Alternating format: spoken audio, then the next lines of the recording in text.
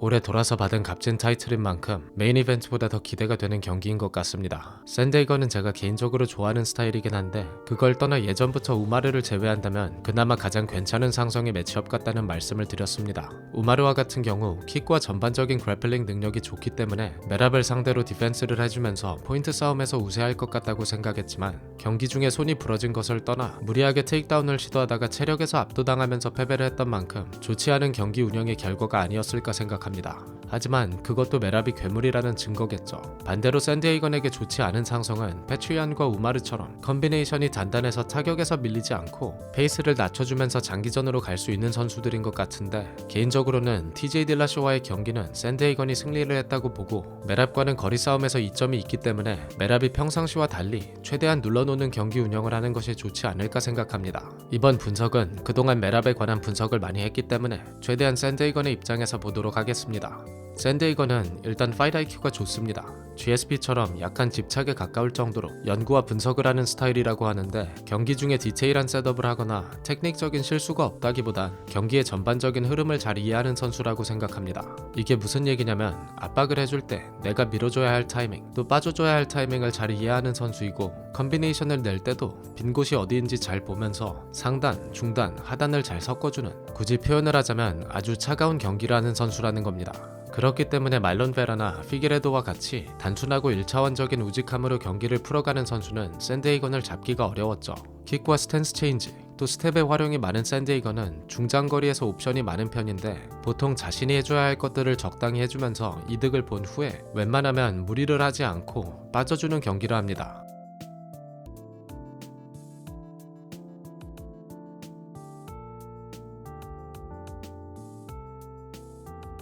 이게 굉장히 까다로울 수밖에 없는 조합인 이유는 일단 뒤로 빠지면서 타격을 받아줄 수 있는 능력이 있기 때문에 킥게임에 자신이 없는 선수가 빠지는 샌디에이건을 건드려주기 위해선 평상시보다 깊게 추격을 해야 하죠.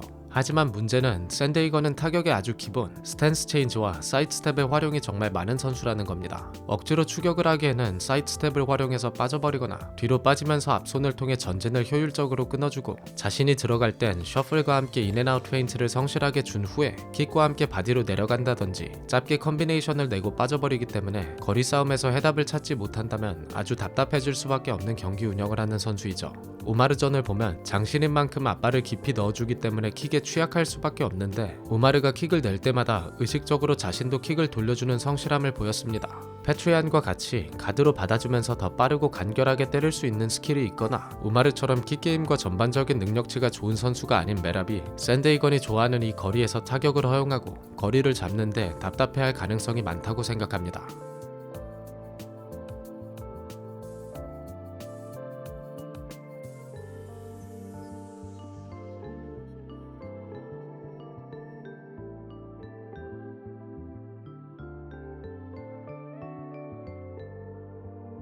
더 짧고 직선적인 스텝으로 추격을 하는 메랍이 해줘야 할 것은 당연하게도 조금 더 맞더라도 계속 압박을 해주면서 샌디에이건의 정면에 설 수 있도록 계속 타이트하게 붙어주는 것. 만약 케이지 근처까지 미뤄졌다면 테이크다운으로 잡아두는 것일 겁니다. 그렇다면 벤텀급에서 스텝의 활용이 가장 화려한 오말리를 어떻게 잡을 수 있었는지 비교를 해봐야겠죠. 오말리와의 2차전을 보면 메랍의 페이스가 경기 초반부터 정말 빨랐고 타이트한 압박을 준비해왔습니다. 1라운드에 처음 나온 테이크다운 성공은 오말리의 발이 케이지에 걸려서 넘어지는 실수가 있었고 2, 3라운드에 나온 다른 테이크다운들은 페이스 높은 압박을 통해 약간 무리하는 것이 아닌가 생각이 들 정도로 컨비네이션을 휘두르다시피 던지면서 거리를 죽이는 모습을 볼 수 있었습니다. 오말리전과의 차이점이라면 샌디에이건은 오말리 정도로 타격 포인트가 날카로운 스타일이 아니기 때문에 메랍이 그렇게까지 타격을 경계하지 않아도 괜찮다는 점이고 오말리는 넘어가면 무조건 안 된다는 생각으로 경기에 임하면서 메랍의 압박에 휘둘렸다면 샌디에이건은 그 정도로 메랍의 테이크다운을 경계할 필요는 없다는 점입니다. 이게 제가 상성이 괜찮을 것 같다고 말씀드린 가장 큰 부분인데 샌디에이건은 디펜스가 좋은 편은 아니지만 스크램블이나 갓게임이 정말 좋은 선수입니다. 물론 제가 개인적으로 별로 좋아하지 않는 부분도 분명히 있죠. 대표적으로 백을 너무 자주 내준다는 점인데 샌디에이건의 경기를 보면 일부러 백을 내주고 스크램블을 유도하나 생각이 들 정도로 백을 내주는 장면을 정말 많이 볼 수 있습니다. 스피닝 백킥을 무리하게 던지거나 킥캐치를 당하는 장면도 많고 큰 공격들을 낸 후에 숙여주면서 백을 정말 많이 잡힙니다. 하지만 이상하게 손목 싸움이 정말 좋고 백을 내주고도 일단 케이지까지 상대를 끌고 가면서 어떻게든지 리커버리를 잘해주는 특이한 장점이 있습니다. 우마르전도 보면 기본 능력치가 정말 좋은 우마르를 상대로 백을 내주고도 전혀 위협적인 장면이 나오지 않았습니다.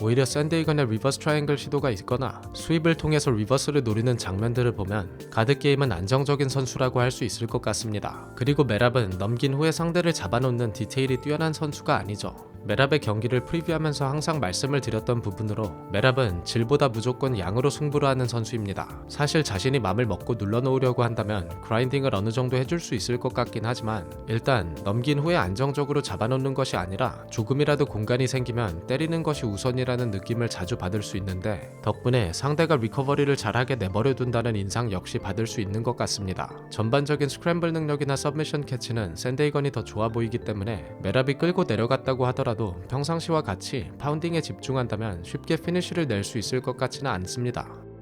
오히려 자신이 그립을 내주는 것을 조심해야 할 상황이 나올 수도 있을 것 같은데 제 개인적인 생각으로는 평상시처럼 때리는 것에 너무 집중할 것이 아니라 패트리안이나 조세알도전에서 나왔던 것처럼 케이지에 잡아두면서 거리를 최대한 죽이고 타이트하게 붙어주는 것이 좋지 않을까 생각합니다. 오말리와 같이 극단적으로 바디 컨택을 경기하는 선수에겐 밀고 들어가면서 더블렉 테이크다운 시도를 하기도 하지만 메랍의 태클 시도는 뒷손 오버핸드의 싱글렉을 잡는 시퀀스가 압도적으로 많죠.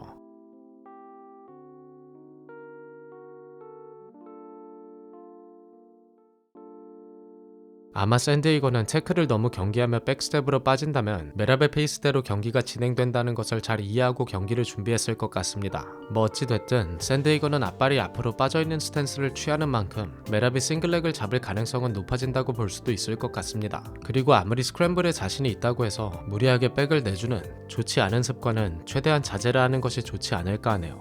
오말리와의 1, 2차전을 보면 오말리가 뒷손으로 메랍의 바디를 눌러주는 장면이 많았습니다. 말씀드렸던 것처럼 그 이유는 최대한 거리를 잡으면서 경기를 해야겠다고 생각을 했기 때문인 것 같은데 샌데이건과 같은 경우 오말리 정도로 바디 컨택을 경기하지 않아도 될 것 같기 때문에 정석적으로 바디킥을 통해서 공략을 해줄 가능성이 높을 것 같습니다. 아니면 적당히 셋업을 해준 후에 점핑리와 같은 공격들도 예상해볼 수 있겠죠.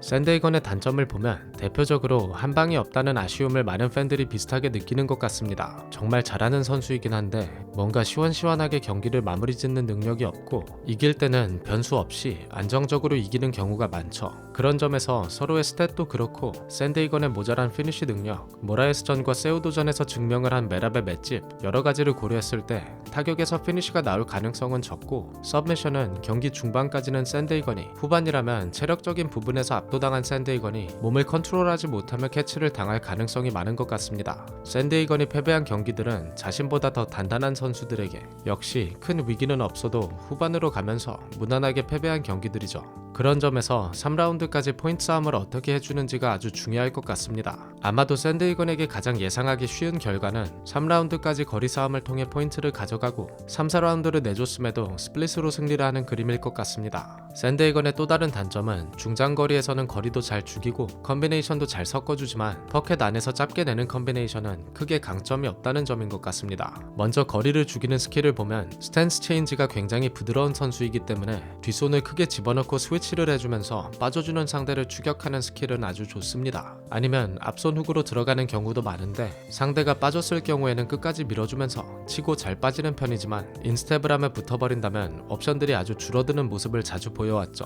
가장 대표적인 예가 우마르전이라고 할 수 있습니다. 우마르전에선 3라운드부터 약간 고집스럽다고 할 수 있을 정도로 레프트 훅을 던지면서 거리를 죽이려는 장면들이 계속 반복됐는데 타이밍을 익히고 난 후에는 오히려 본인이 계속 타격을 허용하고 말았습니다. 또 정작 붙었을 땐 효율이 별로 좋지 않았죠.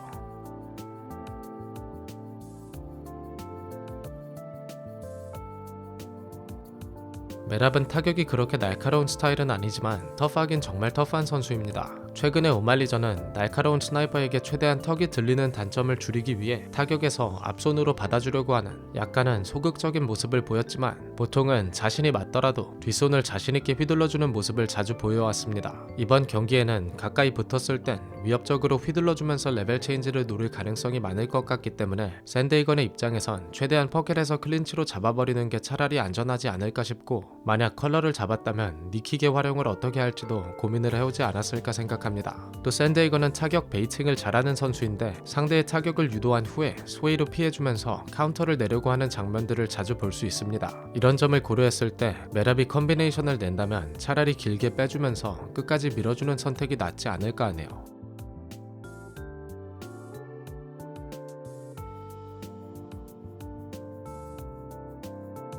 현재 배당을 보면 차이가 생각보다 많이 나는 것 같습니다. 컨텐더들을 거의 다 정리한 지난 경기들 때문인 것 같은데 저는 생각보다 샌데이건이 해줄 수 있는 것들이 많은 경기라고 생각합니다. 과연 메랍이 항상 그랬듯 괴물 같은 모습을 보이며 벨트를 지켜낼 수 있을지, 아니면 오랫동안 기다린 샌데이건의 업셋이 될지. UFC 320의 코민 메랍과 샌데이건의 분석 마치겠습니다. 시청해주셔서 감사하고 이번 주 경기 시청하시는데 조금이라도 도움이 됐으면 좋겠습니다.